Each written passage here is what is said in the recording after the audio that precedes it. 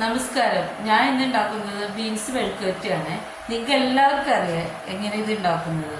പക്ഷെ ഞാൻ ഉണ്ടാക്കുന്ന രീതി നിങ്ങൾക്ക് കാണിച്ചു തരുവാണ്. എൻ്റെ ഭർത്താവിനും മോൾക്കും ഇത് ഭയങ്കര ഇഷ്ടമാണ്. എല്ലാവരും ഇത് കാണണേ, സബ്സ്ക്രൈബ് ചെയ്യണേ, ഷെയർ ചെയ്യണേ, ലൈക്ക് ചെയ്യണേ. അരിയുന്ന രീതി ഇങ്ങനെയാണ്. ഞാൻ അരിയുന്ന രീതി ഇങ്ങനെയാണ്. കനം കുറച്ച് ചരിച്ച് അരിയും. ഈ രീതിയിലാണ് നമ്മൾ അരിയാൻ പെട്ടെന്ന് ഇതാവും. പിന്നെ തേങ്ങാക്കൊത്ത് വേണം. പിന്നെ ഞാൻ ഒന്നുകൂടി കാണിക്കാം. പച്ചമുളക് സവാളയും വേണം. പച്ചമുളക് സവാളയും പിന്നെ കുറച്ച് മഞ്ഞൾപ്പൊടിയും ഉപ്പും ഇട്ട് എണ്ണയിൽ വഴറ്റിയെടുത്താൽ മതി. വെള്ളമൊന്നും ചേർക്കരുത്. നമുക്ക് ബീൻസ് മെഴുക്കുവരട്ടി ഉണ്ടാക്കാം. ഇത് ബീൻസ്, തേങ്ങാക്കൊത്ത്, 4-5 പച്ചമുളക്, ഒരു സവാള, മഞ്ഞൾപ്പൊടി, ഉപ്പ്, പിന്നെ എണ്ണ. ഇപ്പം ഞാൻ സ്റ്റൗ ചാലക്കി ഇപ്പം പാത്രം വെച്ച് എണ്ണ ഒഴിച്ചു. ഇപ്പം ഇനി സവാളയും പച്ചമുളകും കറിവേപ്പിലയും തേങ്ങാക്കൊത്തും വഴറ്റുവാണ്. അത് കഴിഞ്ഞ് മഞ്ഞൾപ്പൊടി ഇടണം. മഞ്ഞൾപ്പൊടി മൂത്ത് കഴിയുമ്പോൾ ബീൻസ് ഇടണം.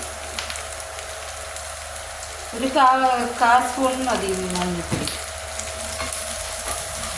അത് നല്ലോണം മൂത്ത് കഴിയുമ്പോൾ ബീൻസ് ഇട്ടിട്ട് ഉപ്പ് ഇട്ടിട്ട് അടച്ചു വെച്ചാൽ മതി.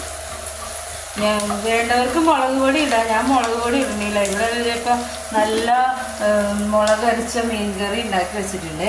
ഇതിൻ്റെ റെസിപ്പി ഞാൻ പിന്നെ കാണിക്കാം. ഇനി നമുക്ക് ബീൻസ് ഇടാം.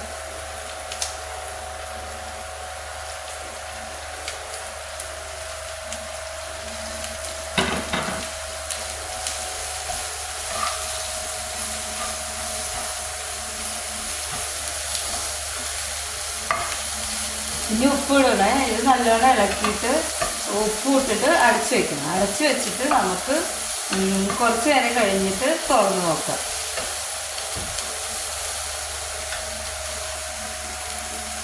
ഉപ്പ് എൻ്റെ കൈക്കണക്കാണ്.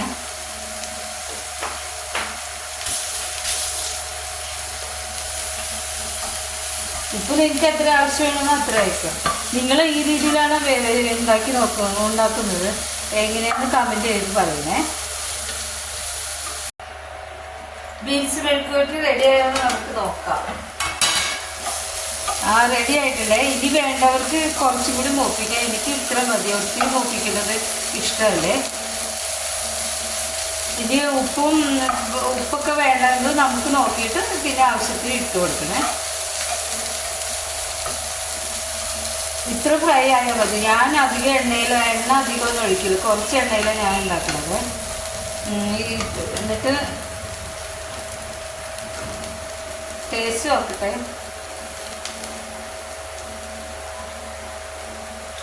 വെന്തിട്ടൊക്കെ ഉണ്ട്. പാത്തിന് ഉപ്പൊക്കെ ഉണ്ട്. അങ്ങനെ നമ്മുടെ ബീൻസ് മെഴുക്കുവരട്ടി റെഡിയായി. നിങ്ങളിങ്ങനെയാണ് ചെയ്യുന്നത്. അല്ലെങ്കിൽ ചെയ്യുന്നില്ലെങ്കിൽ ഇതുപോലെ ഒന്ന് ചെയ്ത് നോക്കൂ. നല്ല ടേസ്റ്റാണ്. ഇനി അടുത്ത വീഡിയോയുമായി ശനിയാഴ്ച നമുക്ക് കാണാം. കമൻറ്റ് ചെയ്യണേ.